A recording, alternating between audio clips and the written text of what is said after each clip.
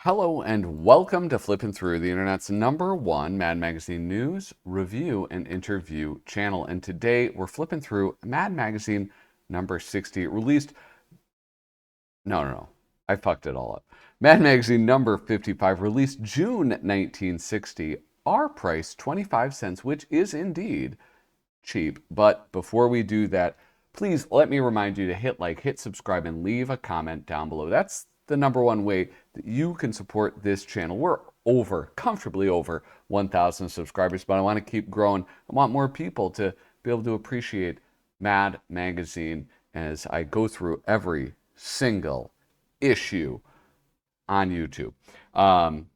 Anyway, if you want to support me in another way, if leaving a like, a subscribe, a comment isn't enough for you, if this is worth anything more than that, patreon.com/flippinthrough. You can get a 6 set of stickers. Look at this. You can get a cool stencil to go deface public or private property, and some buttons. I have a few more buttons left that I'd be willing to part with. With that, let me thank those people who are supporting me on Patreon now. Jacqueline Gosling, Reflection of Perfection, Misamo, Tom Richmond, David Strickler, Megan McInerney, Shane Buckley, Bobby Weigel, Cam Hayden, Rob Wilson, Rod Mead Sperry, Andrew Goldfarb, Casey Ori, and Little Cozy Nostril.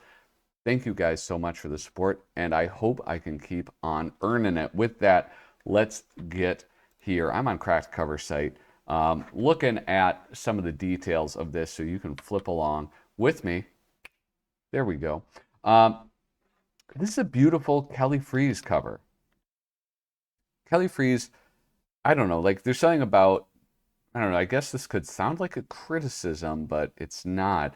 Kelly Freas does this really cool thing where it's almost like the things look oily. I know this is wet. I know the water is supposed to look wet, but it's also like the woodwork, right? It looks like it's varnished, and he can do that sometimes. Even look at, there's Alfred E. Neuman in there coming out for the fair weather.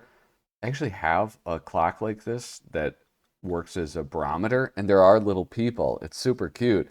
When the barometric pressure drops, is that when rain happens? Anyway, a person with an umbrella comes out. Then when it's a sunny day, a lady is out. It's pretty cool. And it's like a very simple mechanism. It's just like a string. I don't understand how it works. Anyway, here, this drippy issue, we have Sid Caesar. That's about all I have to say. Let's keep going. Here we have, this stuff, State Farm Insurance. You know what? I'm going to hit pause and look up this ad. All right, I looked it up on crackedcoversite.com, and it's pretty funny because if you had to guess which one was the Mad one, what would you guess? I mean, honestly, this guy right here, I mean, this looks as much of a parody as this. This actually looks like more sincere than the State Farm ad. Yeah, State Farm Mutual. Well, good for them. I can't believe I don't have coverage. We're going to just plug along, keep chugging along. I actually skipped that when I was doing my flip through. This is, I don't know if it's the high water mark, but it's up there. But I think this is sort of the golden era for the letters department, because this is where people are kind of criticizing Mad, but like a little bit sincerely. Like they're not getting mad at it, but they're critical of it and like calling Mad Magazine out when they F something up. Here's one. Looks to me as though you guys in modern sources of untapped energy are working at a disadvantage, mainly in the bowling picture. You're playing with 11 pins. Like John Swift saw this error, counted all these pins, and then was like, I got to write in. I got to let them know that they fucked it up. Not just him, though. There's another person, Robert Davis in Columbus, Ohio. In the past, I have found bowling using 10 pins to be an extremely boring game. Wait, boring. I'm not wearing my glasses. Oh, brother. I am, however, profoundly interested in the game shown in modern sources of untapped power, played with 11 pins. I would deeply appreciate your sending me the rules for this game. If we knew the rules, we wouldn't be playing with 11 pins. I love the sarcasm in that.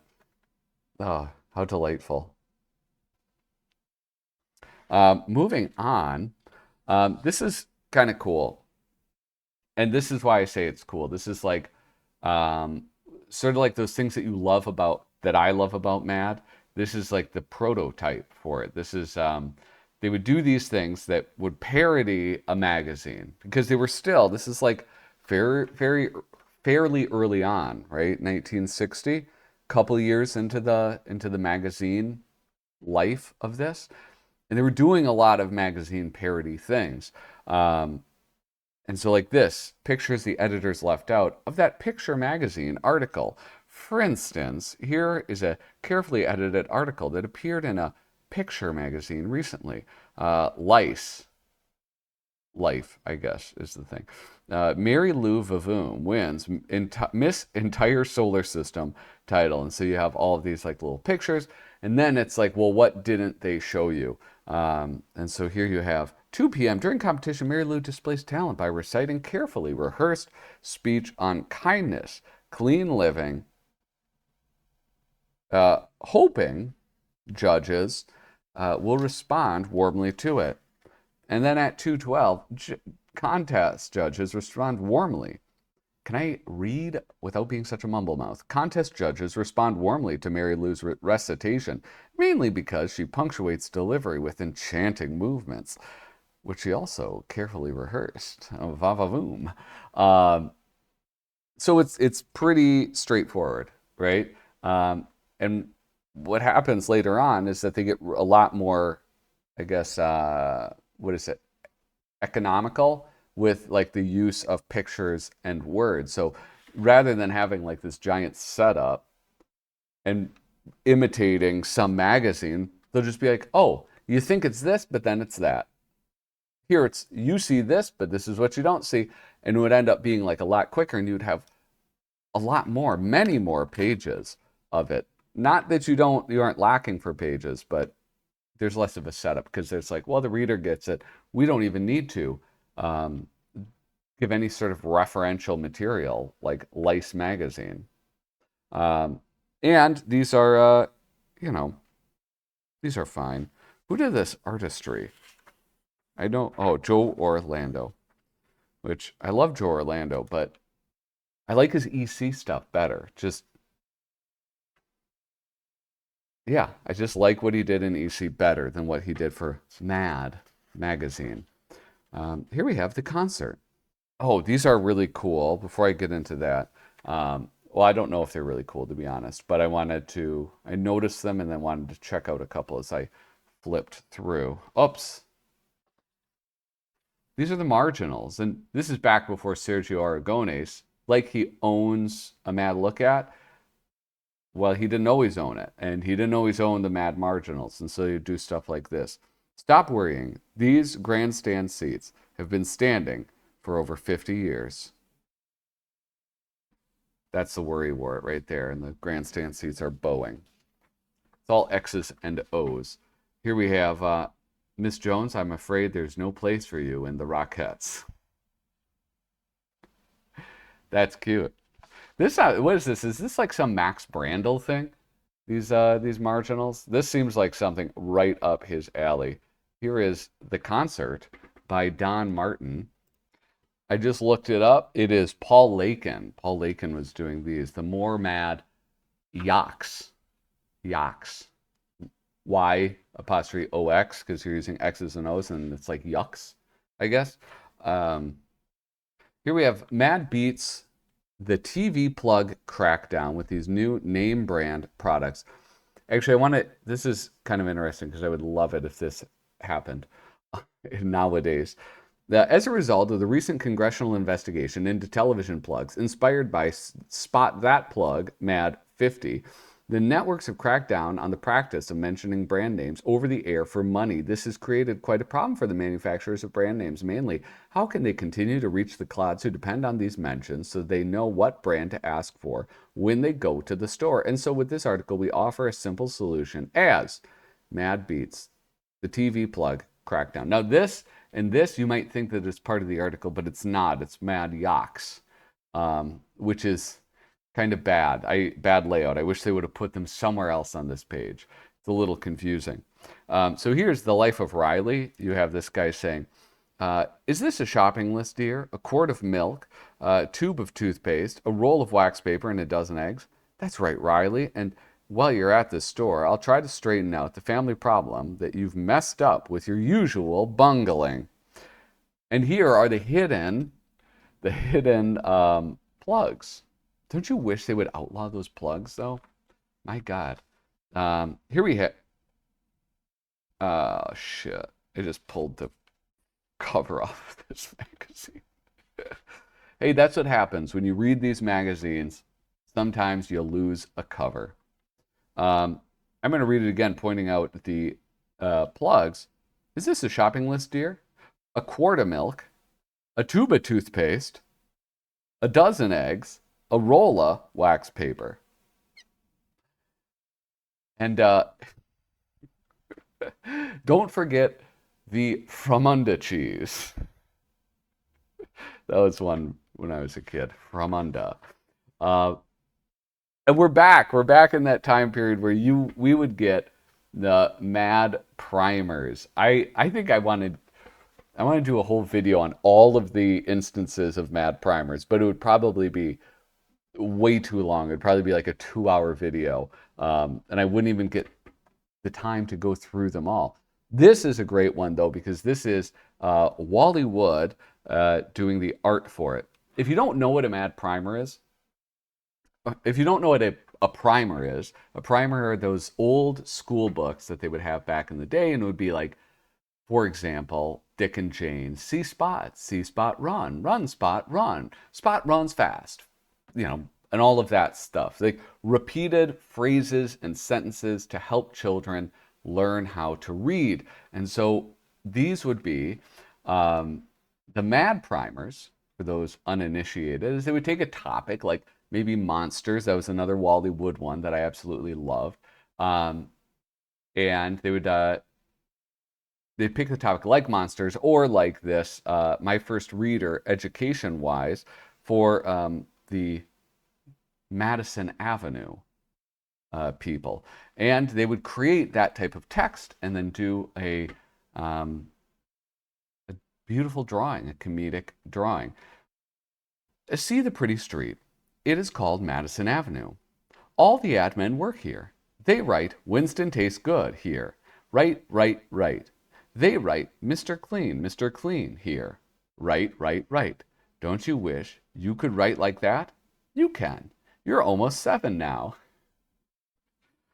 That was number 3. I didn't even start at the right place. Here we go. See the man. He does advertising work. He is called an ad man. See his funny tight suit. See his funny haircut. Wait, I just got a funny haircut. See his, hear his funny stomach churn. Churn. The ad man has a funny ulcer. Most ad men have funny ulcers. But then, some ad men are lucky. They do not have funny ulcers. They have funny high blood pressure. See the ad man run. No, what's so funny about this is like, that show Mad Men back on AMC, like 10 years ago or whatever, whenever that went off the air. I was always curious how accurate that was. And it's very funny to read this and be like, they must have read the MAD primer as part of their preparation for writing that show, because it seems exactly right. Like he lives in the suburbs, takes the train. It's all about drinking and cigarettes. It's amazing. And the MAD primers the earlier ones are the best. They sort of lose their, kind of lose their steam as time goes on. And as fewer people use primers to learn how to read. Here we have a few things that I am going to skip. Artist Mort Drucker and Larry Siegel. The Arthur Money Party. I don't know what this is. Probably some type of television program. This is funny. They just put this marginal in as, I don't know if that's part of this or if it is something else. I want to get to stuff like this as they continue to take down Madison Avenue. Here we have the cigarette geography. This is very interesting. There are things, I think like cigarettes are the one thing that can really get me to read something. Have you noticed the exciting new game they're playing on Madison Avenue these days? The object of this game is to discover some new part of the cigarette to feature in the ads. Like, for instance, one brand points to the tobacco section and screams that it's what's up front that counts. Another brand claims that the filter recess is the most important quarter inch in smoking today. That's, who was that? Parliaments. That was Parliaments that did that. Oh, God, now I'm advertising Parliaments.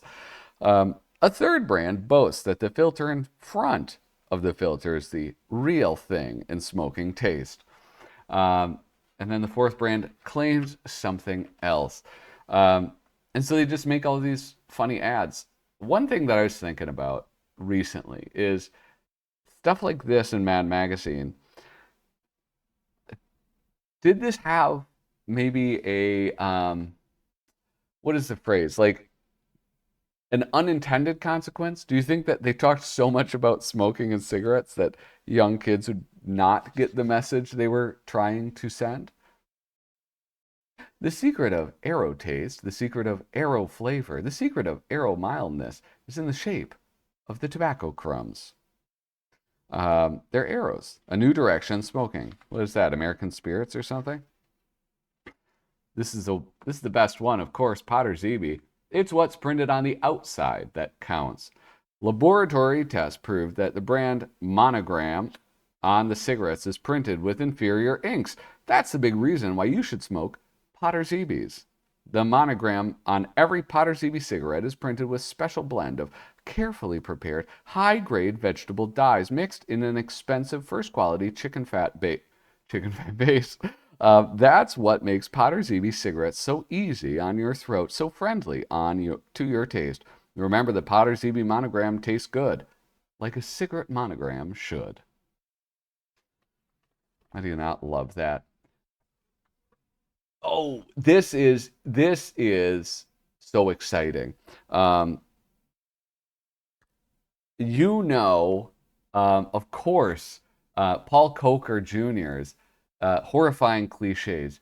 Again, just like before, and this is why the early Mads are so cool, is because if you're familiar with like the later decades, you go back to here and you see all of the stuff being created and like, I don't know, kind of in a worse form, but it's awesome. And in some cases, a better form, right? So the whole push of horrifying cliches was we'll make literal idioms, right?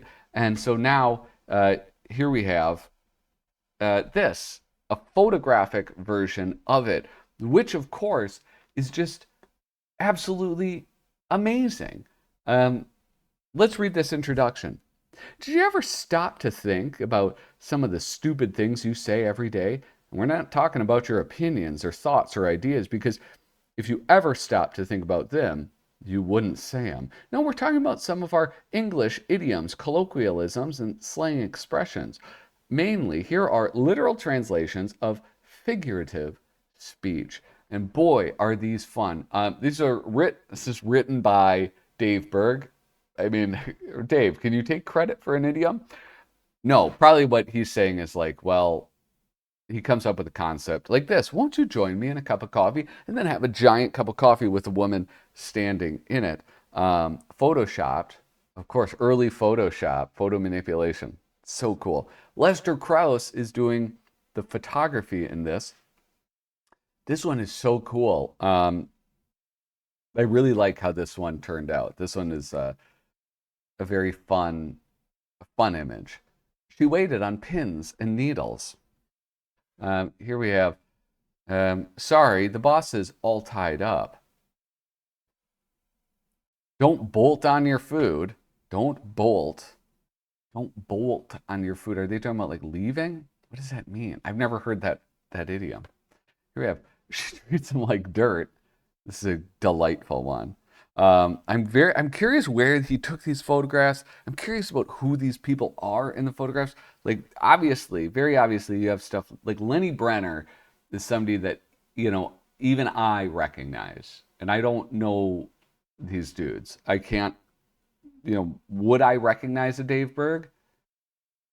I don't know that I would. Maybe this is Dave Berg. There's no way of knowing. He's a hard man to nail down. Here we have this one. We're having a friend for dinner. This came up earlier today. It's like where commas save lives. Let's eat, Grandpa versus let's eat, Grandpa. Again, this is Lenny Brenner again, and again, like an early photo manipulation that they did really well. Look at, he's like hanging off the plate. So cool, so cool. They've got a pressing engagement. There you go. It's really simple, but so much fun. And I mean, like, this is coming from a guy who does not usually go for the photography gags. Like Fumetti, the captions where they'll just like take a photo of like Muhammad Ali sitting on a chair and be like, right, let's write a funny caption. I don't go for that stuff. We're only at the halfway point and there's still so much. This is another thing that's just so cool. Who did the artwork for this? Joe Orlando, again, doing the artwork. This is really cool. There's some really cool stuff. I had to do some research about this. What are IBM cards? Well, let's learn together. So here we have the IBM punched card. This is something that it was cardboard, exactly as it sounds. It had this like special shape to it. And it was one of the earliest icons of the informational age. A simple punched card produced by IBM, commonly known as the IBM card. It was unassuming, thin piece of cardboard measuring 7 3/8 inch by 3 1/4 inches, comprising 80 columns, 12 rows, and a series of tiny rectangular holes. But that's all of the stored data. That's how they stored data. All of those placed holes represented things. And so the punch card preceded floppy disks, magnetic tape, and hard drives of later computers as the first automated information storage device, increasing efficiency and speed and significantly lowering the risk of human error involved in record keeping by hand. The punch card provided a significant profit stream for IBM and helped propel the company to the forefront of data processing. What type of data did they process? Oh,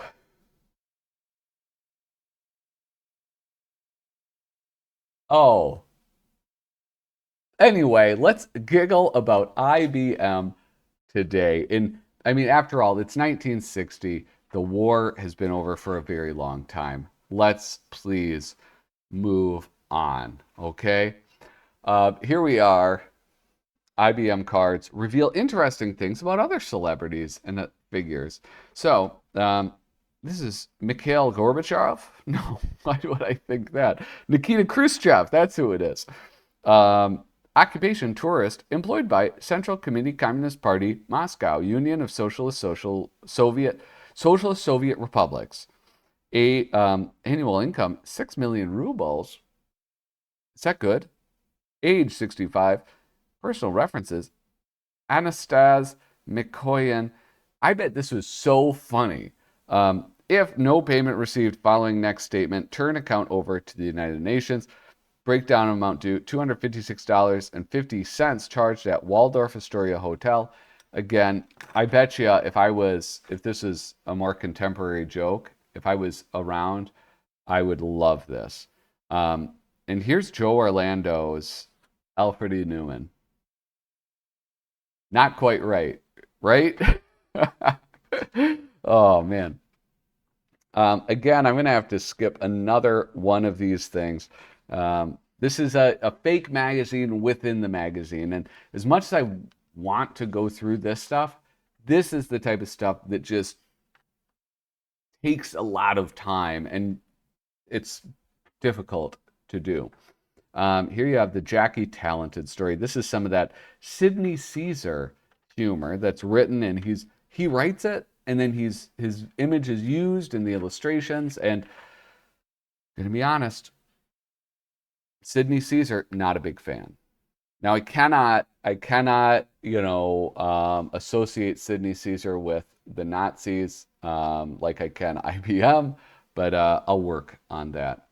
I do want to take a little bit of time to appreciate this Dave Berg masterpiece, The Barber Shop. In the old days, the local barber shop was an inexpensive sanctuary for the adult male, where the bothersome necessity of getting a haircut was at least offset by offering an atmosphere free of chattering women and screaming kids. But no more. And here you have, if it works with kids, why not have special barber chairs for the men? For the people who say, this is for Kyle Bridget, this is a direct comment to Kyle Bridget. For the people like him who say that Dave Berg's style, what he went into with the lighter side of, was more unique and notable or whatever. I forget what he says. It's like, well, it's more like a signature and you can instantly recognize it. How can you look at this and not say that this is better? And I'm saying, like, even by those standards, this is amazing. I love this Dave Berg artwork. Just like the depth, the details, the shadows, the faces. I mean, it's a giant page. It is a Vimmel builder. Look at this. Make Mumbledy Peg an Olympic event. Do you know what Mumbledy Peg is? It's where you throw a knife at your foot, and whoever can throw the knife closest to their foot and stick it in the ground wins. And if you stick it into your own foot, you win by default. How can you not love this? This is so cool, and this is very stylistic. And I think I recognize this as David Berg's easily. Unfortunately, I just don't have time for these Mother's Day cards. Okay, I'll do one. When I was just a boy at home, you told me that I must get rid of everyone in Rome I felt I could not trust. Your good advice, Mom, I obey. I've quite a job to do. There's not one soul I trust today, and that's including you. What? Okay, I got to talk about this. This is such a great magazine. This is like one of the best. The Hip Raven. How many times? Okay, artist Mort Drucker, and he does a fantastic job all throughout this. How many times has Mad Magazine done a spoof on The Raven? Probably a lot. I bet if I looked it up on crackedcoversite.com, it would be at least 5 or 6, and that's the ones that actually have the word Raven in it. So keep that in mind. Yeah, boy, it's great. This is a far out satire. Anyway, then we of course have the Alfred E. Neuman for President, which, I have a version of it, not this version, not this campaign version. But those are always lots and lots of fun to have. It's hard. It's so hard to not go a lot longer than I intend to with these older issues of MAD. They're so much fun, and so much of it is brand new to me. So it's especially exciting for me. Exciting in a different way from the more nostalgic episodes of this that I have. But I must go. Remember, hit like, hit subscribe, leave a comment down below. Thank you so much for watching. Toodaloo.